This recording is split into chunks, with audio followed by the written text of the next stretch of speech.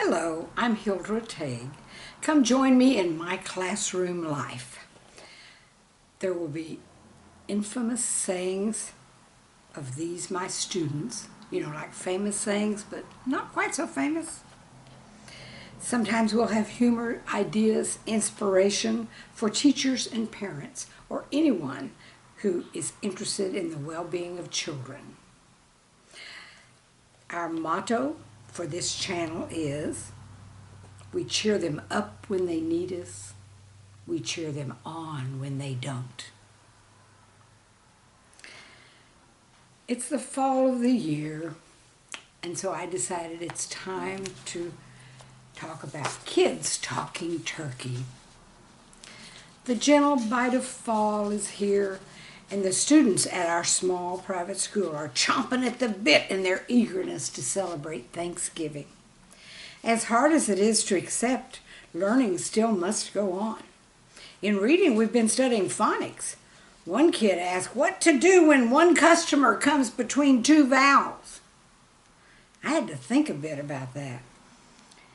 This seemed like a good time to learn a little more about consonants. I guess the holiday shopping season has already started at his house because he seems very aware of customers. Most children are hearing their families talk about sports at this time of year. Some guys were talking about football, but one said his dad liked basketball better. He said no one as good as King Elijah won. I hear his friends call him Hakeem, but he'll forever be a king in this kid's mind. Children listen to the things that their parents say to others. One girl heard her mother on the phone setting up a physical therapy appointment. The gal said her mom called the sickness department, although her folks assured me it was the fitness department. History can be a challenge for young students.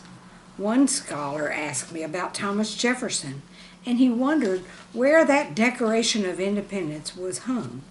And was it a Christmas decoration? Time to have a lesson about words that are similar but different. I declare I'd better include the word declaration.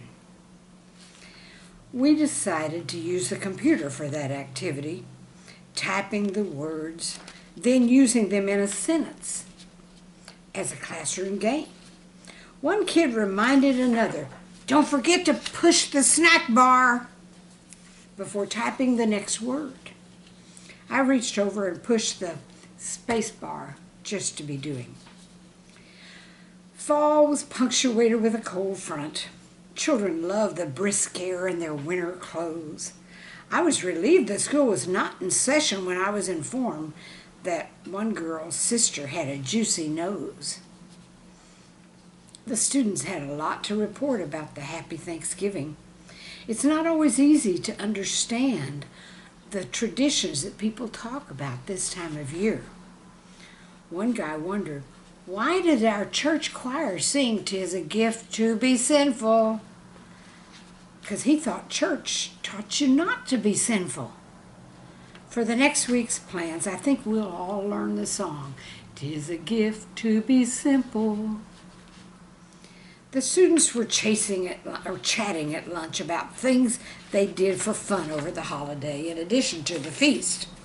One little guy said he and his cousins had a ball when the adults were having coffee after dinner. His uncle gave them piggy bank rides. The children loved to eat lunch on the chocolate porch. We could hear the winds of fall as they rattled through the trees and blew down the leaves. Someone noticed the Chinese mallow tree was losing leaves while we were there eating. A girl noticed the wind shine as it made a fine tinkling sound. Even a slight breeze could make those chimes musical. Some families have visitors from the Northeast, and they heard about hurricane stories at the dinner table.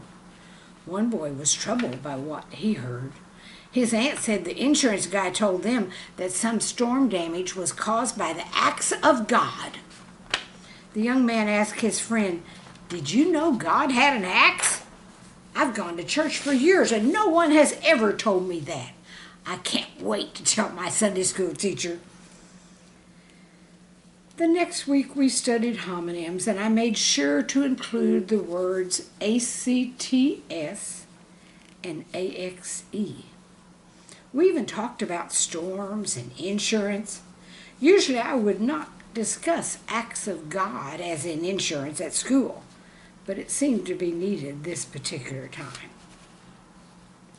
We studied recipes in science, since the students were very aware of food during Thanksgiving.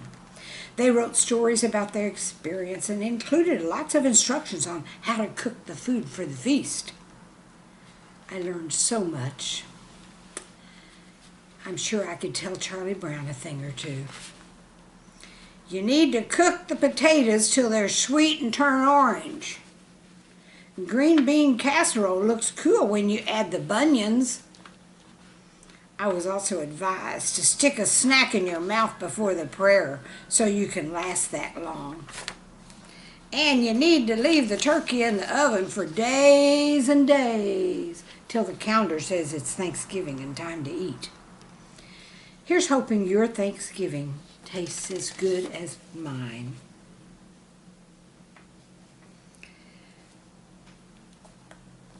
I always have fun with the kids on holidays. One day I noticed that the months spelled with ember were the times I had memories of watching the flames dance and like atop of the embers in the fireplace or campfire. Thanksgiving has long been my favorite holiday, partly because people gather over turkey and trimmings, but also because they take time to converse and remember why they're grateful for being there that day. As I slide into the middle of November and wonder where the fall went, I'm reminded of past Thanksgivings, and I remember that it's partly about the food and being together. It's time to get in the mood. Light the candle, stoke the fire, pile up the goodies higher and higher. Sit a spell, ring a bell, of friendships and warm memories tell. Don't forget to subscribe so you can hear more of the chuckles, ideas, and inspirations from my over 40 years of my classroom life. Till we meet again, shine those students till they learn to shine themselves. Bye-bye. Happy turkey.